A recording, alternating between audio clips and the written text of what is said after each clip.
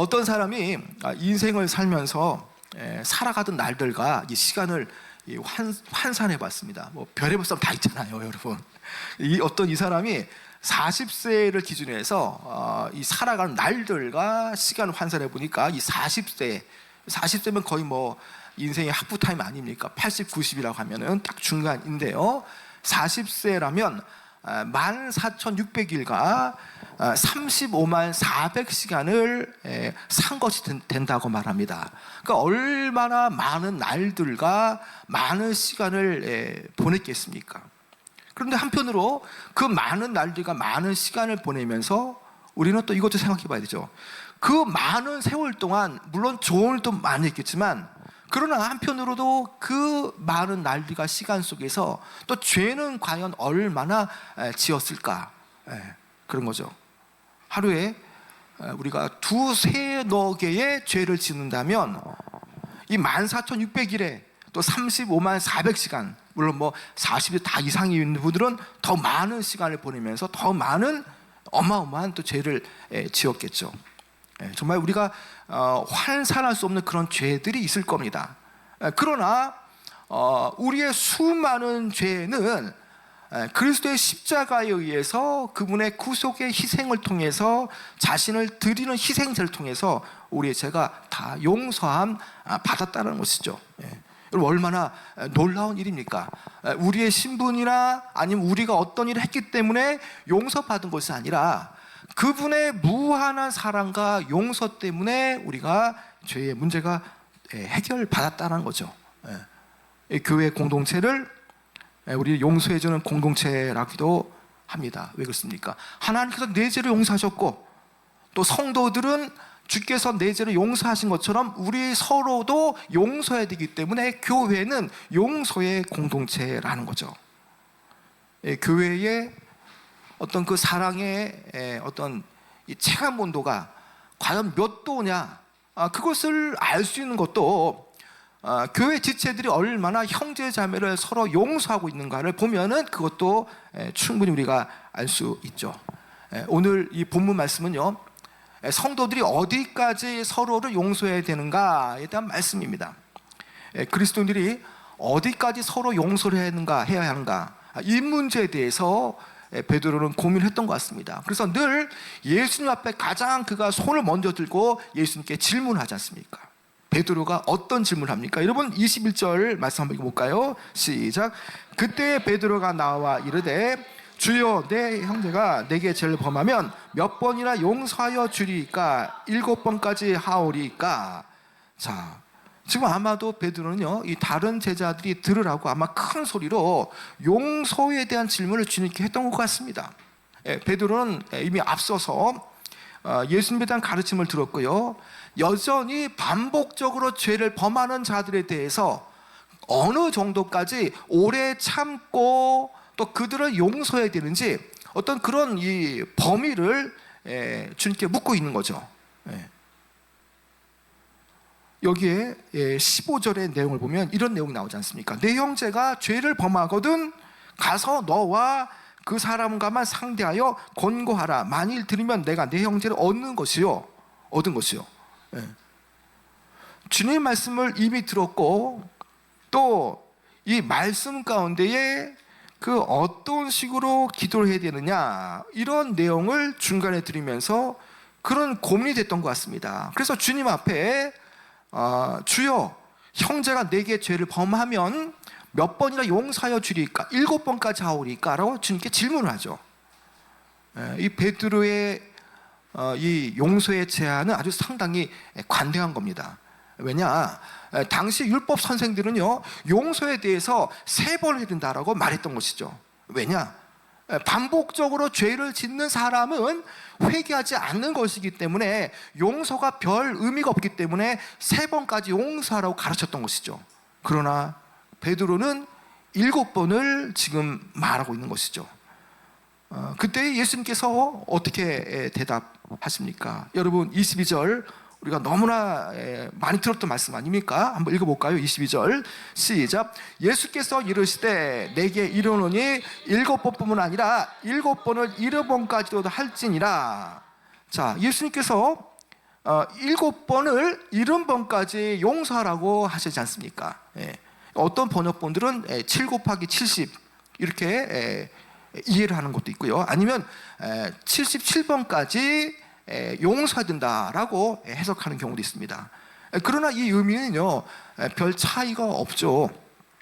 구약에서는요, 7은 완전 숫자를 말하지 않습니까? 그러니까 베드로의 용서는 7을 계속 말하고 있다는 그런 관점에서 보면은 어떤 용서에 대한 어떤 그런 몇 번을 용서해야 되냐 그런 부분도 될 수 있겠지만, 그 용서할 수 있는 그 질, 퀄리티, 정말 어떤 식으로까지 그 사람이 나한테 대할 때에 그를 충분히 이해해야 됩니까? 라는 어떤 그런 뉘앙스죠. 그런데 예수님께서는 7번뿐만 아니라 70번까지도 하라라는 대답 속에서 결국 이 의미는 무한정 용서하라는 뜻이 내포되어 있는 것이죠. 이제 예수님께서는요, 이 베드로에 대한 질문에 대해서 어떤 그 답변에 대한 해석을 직접 주시지 않고요, 하나의 비유를 들려주십니다. 그 내용이 23절부터 34절까지의 긴 내용인데요, 예수님은요, 우리가 하나님께 받은 용서에 대해서 여기에 나오는 탕감받은 종에 대한 이야기를 하면서 우리를 지금 돌아보길 원하십니다. 여기에 이 비유의 말씀은요, 아주 극단적인 대조를 일으키는데, 1만 달란트를 빚진 자가 탕감받고, 그리고 이 100데나리온을 빌려준 그 동료에 대해서 이 탕감받은 그 종이 아주 냉혹하게 100데나리온을 빚진 자에 대해서 아주 냉혹하게 용서하지 않는 부분을 지금 이렇게 비교해서 이야기를 그려가고 있죠. 이것은 아주 엄청난 빚을 진 사람과 아주 조금 빚을 진 사람을 대조함으로써 하나님께서 하시는 용서와 인간이 하는 용서를 지금 대조하고 있다는 것이죠. 이 용서하지 않는 종의 비유는 전체적으로 크게 세 장면을 가지고 있는데, 여러분 이렇게 보면은 사실 이렇게 좀 눈에 확 안 들어오는데요, 여러분 볼펜이 있다면 여러분 좀 표시를 하기 원하는데요. 자, 첫째 장면은 여러분 좀 한번 이렇게 반원을 그리시면 될 것 같아요. 첫 장면은 23절부터 27절까지 왕의 궁율, 주인의 궁율을 말하고요. 둘째 장면은 28절부터 30절에 용서받은 종이 자신의 동료 종에 대해서는 긍휼을 베풀지 않는 장면, 그리고 셋째 장면은 31절부터 34절인데요, 긍휼을 베풀지 않는 종에 대한 이 왕, 이 주인의 분노를 보여줍니다. 이제 이 이야기의 첫째 장면인데요, 어떤 종이 왕에게, 주인에게 엄청난 빚을 탕감받았습니다. 자, 그런데 지금 예수님은 이 사실을 통해서 우리 자신이 과연 어떤가를 한번 생각해 보라는 것이죠. 먼저 23절에 보면요, 자, 그러므로 천국은 그 종들과 결산하려던 하던 어떤 임금과 같으니, 이 천국과 같으니라라는 이 표현은요, 하나님의 나라에 대한 비유를 시작할 때 쓰는 정형화된 표현이죠. 자, 24절에 보면은 여러분 한번 읽어볼까요? 24절이요. 24절 시작. 결산할 때에 1만 달란트 빚진 자 하나를 데려오매. 자, 이 왕이 결산하는 도중에 1만 달란트를 빚진 이 종이 왕에게 끌려오게 되어지죠. 이 문제의 이 종은 이 진 빚이 1만 달란트라는 것을 볼 때 이 1만 달란트는 엄청난 돈이거든요.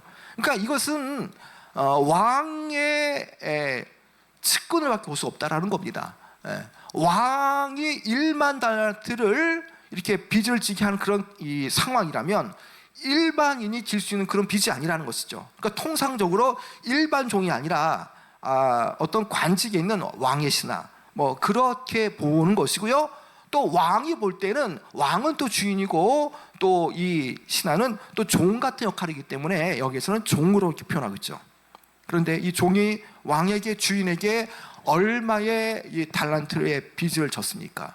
여러분, 1만 달란트라는 빚을 지고 있다는 거죠. 1만 달란트. 달란트는 가장 큰 화폐 단위입니다. 당시 은 한 달란트가 6천 데나리온이라 그러는데요, 이 당시 한 노동자의 하루 임금이 1데나리온이라면 이 은 한 달란트의 6천 데나리온의 가치가 얼마나 큰가를 우리가 생각해 볼 수 있죠. 그러니까 1만 달란트가 어떠냐? 하루 동안 6천만 명이 일할 품삯에 해당되는 어마어마한 금액이라는 거죠.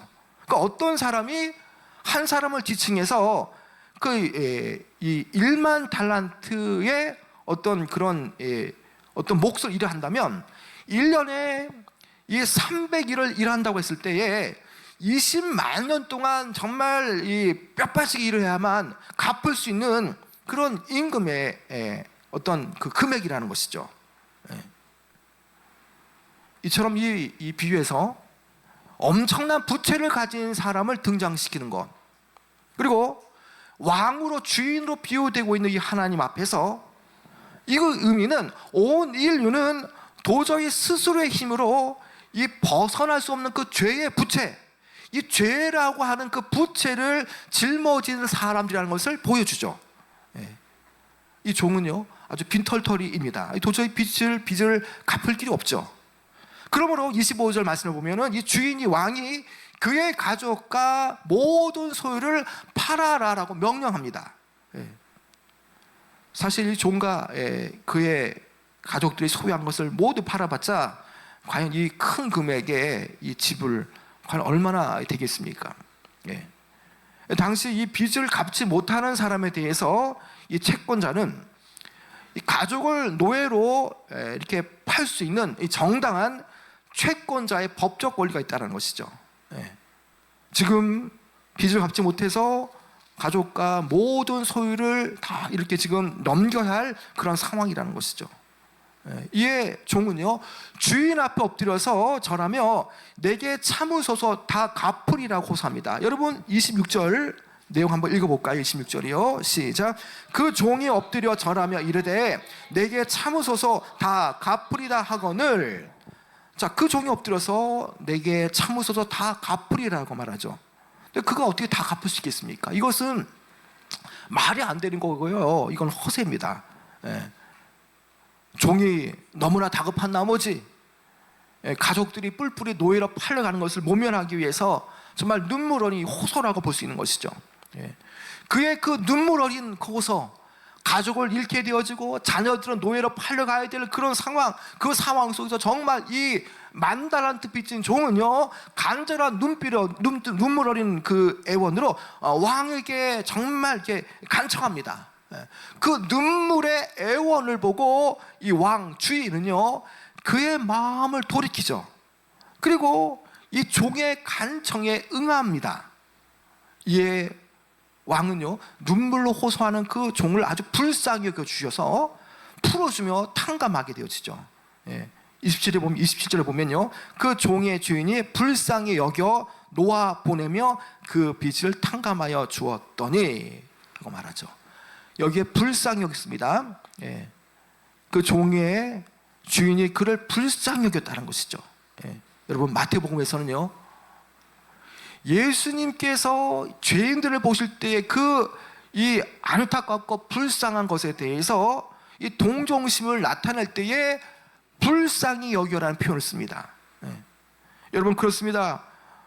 이 왕의 이 주인의 이 불쌍히 여기면 여전히 죄 가운데 빠져 있는 우리를 향한 하나님의 긍휼하신 그런 이 표현이라는 것이죠. 불쌍히 여기란 말이.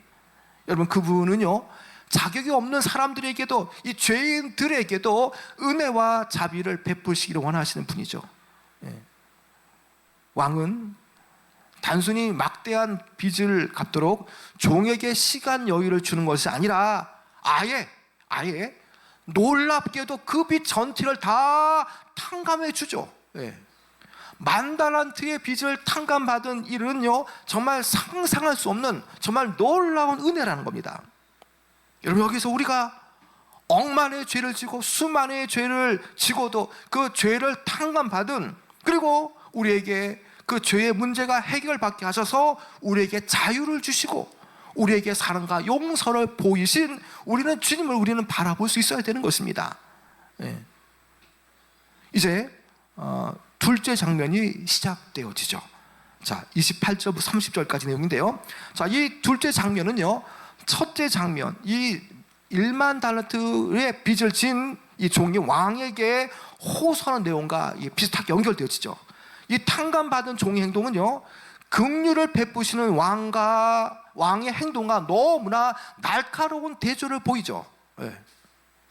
종은요, 왕에게 1만 달란트를 빚을 탕감받은 후에 그 자신에게 100데나리온의 빚을 진 동료를 만나게 되어집니다. 그 만나는 순간 그가 어떤 행동을 하겠습니까? 자, 여러분 28절 중요한데요. 같이 한번 읽어볼까요? 28절이요. 시작. 그 종이 나가서 자기에게 100데나리온 빚진 동료 한 사람을 만나 붙들어 목을 잡고 이르되 빚을 갚으라 하매. 자, 그런데 이 엄청난 빚을 탕감받은 자가 자기의 동료를 만나서, 그 동료는 빚을 진 사람인데요, 그 100데나리온을 빚을 진 동료에게 어떤 요구를 합니까? 당장 100데나리온을 갚으라는 거죠. 그런데 이 100데나리온의 액수는요, 노동자의 4개월치의 임금입니다. 그러니까 빚을 못 갚았다면 어떤 식으로라도 4개월치의 일을 하면 갚을 수 있는 그런 임금이죠. 그런데 그는요, 이 종은요, 당장 빚을 갚으라고 하면서 이 빚을 진 동료의 목을 조르고 있다는 것이죠. 아주 매몰차게 행동하지 않습니까? 왕은 그에게 그렇게 행동하지 않았는데 그는 자신에게 빚진 동료에게 이렇게 아주 매몰차게 굴고 있다는 거죠. 예. 빚을 진 동료가 그에게 엎드려 절을 하며 다 갚을 테니 기다려달라고 호소합니다. 예. 그런데 29절에 그가 어떻게 행동합니까? 예. 그 동료가 엎드려 간구하여 이르되 나에게 참아 주소서 갚으리다 하되. 여러분, 이 29절에 지금 100데나리온 빚을 진 사람이, 지금 이 모습이 1만 달란트의 빚진 종이 왕에게 호소하는 내용과 너무나 비슷하지 않습니까? 예. 그의 행동과 그의 말과 이 모든 자세가 거의 동일합니다. 예. 지금 종은요, 그의 앞에 엎드린 그 사람의 말과 모습을 통해서 얼마 전에, 조금 전에 자기의 모습을 분명히 그는 봐야 하는 겁니다. 그런데 그는요, 100데나리온의 빚진 자에 대해서 정말 10,000달란트 빚진 그가 왕에게 똑같이 했던 그 내용을 그가 보았음에도 불구하고 오히려 이런 지하에 거절을 하게 되어지죠. 예. 이 무자비한 종에게 이러한 간곡한 호소가 통하지 않는다는 것입니다. 예. 급기야 어떻게 합니까? 여러분 30절 말씀 읽어볼까요? 시작. 허락하지 아니하고 이에 가서 그가 빚을 갚도록 옥에 가두거늘. 그 종은요, 왕으로부터 엄청난 빚을 탕감받았음에도 불구하고요, 비교적 적은 빚인 100데나리온의 빚을 진 동료 종을 탕감해 주기를 거부합니다. 예. 이 동료 종의 눈물 어린 그 호소와 그 애절한 그런 사연을 전해 들었지만 오히려 그것을 외면하고요, 그의 목을 조르면서 그가 빚을 갚을 때까지 옥에 가두어 버리는 거죠. 예. 여러분, 빚진 사람을 옥에 가두는 것은 어떤 의미입니까? 예. 그의 가족들에게 빨리 돈을 만들어 오라고 하는 뜻 아닙니까? 예. 그렇지 않으면 빚을 갚을 때까지 계속 감옥에 있어야 된다는 협박입니다. 예. 이 종의 가혹한 거절은요, 27절에서 왕이 보여준 이 과분한 동정심과 자비와 너무나 대조를 이루지 않습니까? 예. 그가 앞서 경험했던 그 왕의 관용과 그 자비로움을 그는 결코 배우지 못했다는 것입니다. 그런 차원에서 본다면 이 빚을 탕감받은 종은요, 분명 악한 사람입니다. 예. 그 많은 빚을 탕감받았던 은혜를 입었지만 동일한 상태에서 비슷한 부류의 이 동료에게 가혹하게 종을 대하는 처사는 그가 정말 배은망덕한 은혜를 모르는 악한 사람이라는 것을 보여주죠. 여러분 한번 생각해 보시기 바랍니다. 탕감받은 1만 달란트와 빚진 동료의 100데나리온의 비율을 계산해 보면요, 60만 대 1이라는 것입니다. 그러니까 하나님께 60만 번 용서받은 사람이 내 동료, 내 이웃에게 그 한 번의 용서도 하지 못하는 것과 같다는 그런 표현이라는 것이죠. 물론 이것은 과장법적인 표현입니다. 그러나 요점이 뭡니까? 요점은요, 엄청난 액수를 탕감받았음에도 불구하고 정작 아주 적은 액수에 대해서 탕감해 주기를 거부하는 그 모순된 그 상태를 설명해 주는 것이죠. 이 종은요, 왕에게 받았던 은혜를, 긍휼을 그는 본받아야 했습니다. 그는 왕으로부터 불쌍히 여김을 받는 것은 받아들였지만 동시에 다른 사람을 불쌍히 여기는, 또 기꺼이 베풀고자 하는 마음은 전혀 없었던 아주 위선적인 사람이라는 것이죠. 여러분, 이제 셋째 장면이 나타나는데요, 이 상황을 옆에서 보고 있던 다른 종들이 탕감받은 그 종에 대해서 어떻게 다루었는지를 지켜보고 있죠. 그리고 그의 그 위선적인 어떤 잘못된 부분에 아주 몸서리를 칩니다. 자, 그 내용이 31절에 나오는데요. 여러분 31절 읽어볼까요? 시작. 그 동료들이 그것을 보고 몹시 딱하게 여겨 주인에게 가서 그 일을 다 알리니, 자, 옆에서 이 상황을 다 지켜봤습니다. 동료들이요. 그런데 다른 동료들이 이 감옥에 갇힌 동료를 아주 딱하게 여겨서 이 잘못된 부조리, 이 모순된 점을 다시 왕에게 알리죠. 몹시 딱하게 여겼다라는 것은요, 이 100데나리온의 이 빚을 진 이 동료, 이 감옥에 갇힌 그 동료에 대해서 그 모든 것을 보고 있는 그 동료들마저도 아주 몹시 딱하게, 아주 이 슬픔과 분노로 공감하고 있다는 그 표현이라는 것이죠. 자, 이 소식이 왕에게 전해졌습니다. 이제 왕은요, 아주 분노합니다. 32절 한번 읽어볼까요? 32절 시작. 이에 주인이 그를 불러다가 말하되 악한 종아, 내가 빌기에 내가 내 빚을 전부 탕감하여 주었거늘. 자, 왕은요, 종을 당장 데려오게 하고요, 악한 종아라고 말하면서 아주 다그치기 시작합니다. 주인은, 왕은 그 종에게 대해서 자초지종을 들을 그런 관심도 없습니다. 왜냐? 누가 봐도 이 소행은요, 아주 괘씸한 일이라는 것이죠. 여러분, 이 악한 종아라는 표현을 여러분 잘 생각해 보시기 바랍니다. 여러분, 이 악한 종아라는 표현은요, 하나님께서 베풀어 주신 그 풍성한 은혜를 망각하고 형제의 그 작은 과오에 대해서 용서를 베풀지 못하는 자야말로 하나님 보실 때는 악한 자라는 것이죠. 이 악한 자의 결과는, 결국에는 하나님의, 왕의 엄정하고 공정한 심판이 내려질 수밖에 없다는 것을 이게 지금 나타내는 것이죠. 33절에 보면 내가 너를 불쌍히 여김과 같이 너도 내 동료를 불쌍히 여김이 마땅하지 아니하냐 하고, 이 종은요, 왕으로부터, 주인으로부터 자비를 경험했기 때문에 그 받은 은혜를 따라서 자신에게 빚진 자에게 자비와 또 은혜를 보여줘야 하는 것입니다.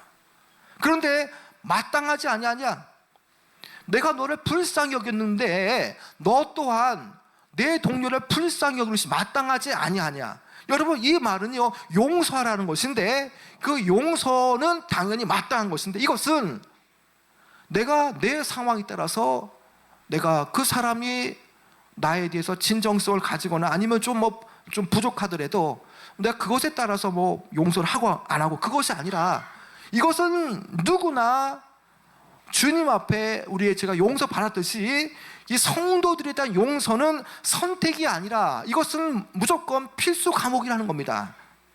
여러분, 바로 이 비유가 지금 말하는 이 메시지, 바로 이것이죠. 하나님의 자비로운 용서를 경험한 우리는요, 다른 이들에게도 같은 용서를 보여야 할 의무가 있다라는 겁니다. 이제 왕은요, 노하여서 불쌍히 여겨 내렸던 결정을 뒤집어 버렸습니다. 이전에 탕감해 주었던 그 종을 가혹하게 처벌하지 않습니까? 34절에 보면 주인이 노하여서 그 빚을 다 갚도록 그를 옥졸들에게 넘겨주지 않습니까? 왕이 이렇게 종을 혹독하게 대우하는 이유가 뭡니까? 불쌍히 여김을 받았지만 그렇게 큰 은혜를 받았던 탕감하는 종이 이웃을 아주 불쌍히 여기지 않았기 때문에, 야비하게 굴었기 때문에 왕은 어쩔 수 없이 그렇게 그에게 똑같은 방법으로 이렇게 지금 대하고 있다는 것이죠. 여러분, 이제 이 베드로가 14절 15절부터 시작했던 그 말씀에 대해서 이야기를 통해서 35절을 가면 이제 결론에 이르게 되어집니다. 여러분, 결론 부분인데 35절 읽어볼까요? 시작. 너희가 각각 마음으로부터 형제를 용서하지 아니하면 나의 하늘 아버지께서 너희에게 이와 같이 하시리라. 예수님은요, 누구든 형제를 마음으로부터 용서하지 않으면 하늘 아버지도 그에게 이와 같이 하시리라고 말씀합니다. 그러니까 마음으로부터 형제를 용서하지 않으면 하늘 아버지도 용서하지 않겠다는 것이죠. 여러분, 용서가 마음속으로부터 진정한 의미의 타인에게 베풀 때에 우리도 주님 앞에 용서함을 받는다는 것을 우리에게 말해 주는 것입니다. 여러분, 용서와 자비는요, 하나님 나라의 아주 핵심 요소입니다. 그러나 이를 거부하는 사람들은요, 하나님께 용서와 자비를 얻지 못하게 되어집니다. 계속적으로 지체들을 용서하지 않으면 결국에는 지옥에도 갈 수 있다는 뜻이 되어지는 것이죠. 여러분, 그렇습니다. 여러분, 고기도 어떻습니까? 먹어본 사람이 고기도 먹지 않습니까? 여러분, 은혜도 마찬가지라는 겁니다. 은혜도요, 은혜를 받아본 사람만이 은혜를 베풀 수가 있는 것이죠. 여러분, 근데 사실 우리가 말씀을 듣고 우리가 또 말씀을 늘 대하는 그리스도인이라 말하지만 사실 용서라는 것이 쉬운 게 아니지 않습니까? 당연히 용서해야 하지만, 마음으로 말씀을 들어서 용서해야 하지만, 그러나 아무렇지도 않다는 듯이 금방 감정을 풀고 친절하게 용서를 베푼다는 것은 누구나 하기 힘든 일 아닙니까? 우리는요, 우리 안에 이 감정이라는 그 부분에 쉽게 감정을 풀지 못하고 용서를 하지 못하려고 하는 그런 성향을 가지고 있습니다. 그렇기 때문에 용서라는 것은요, 우리 안에 자기 생각, 자기 부인이 따르지 않으면 용서가 쉽게 되지 않는 것이죠. 참으로 용서라는 것은요, 우리의 타락한 본성이 받아들이기 힘든 요소들이죠.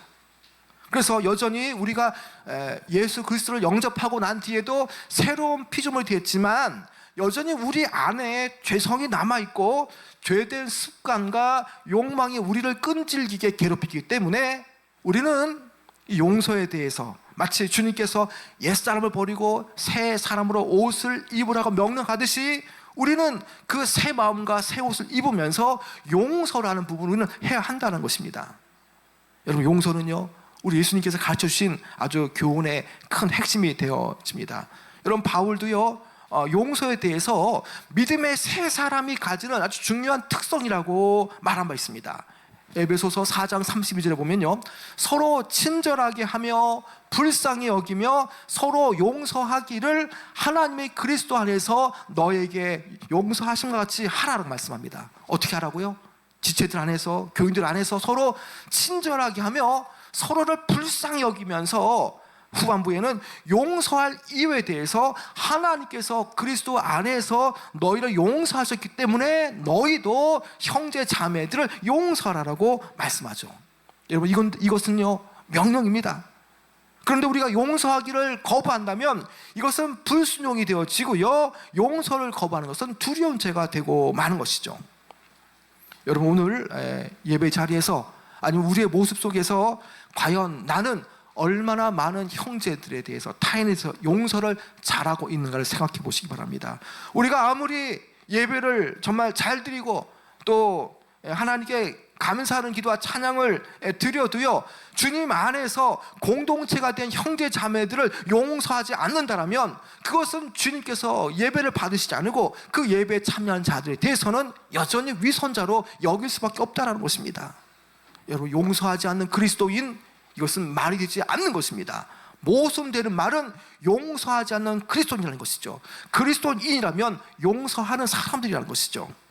여러분, 이제 좀 말씀을 맺도록 하겠습니다. 여러분, 우리 각자는요, 하나님의 자녀로서 하나님의 빛을 드러내는 사람들이고요, 하나님의 성품을 비추는 거울과 같은 사람들입니다.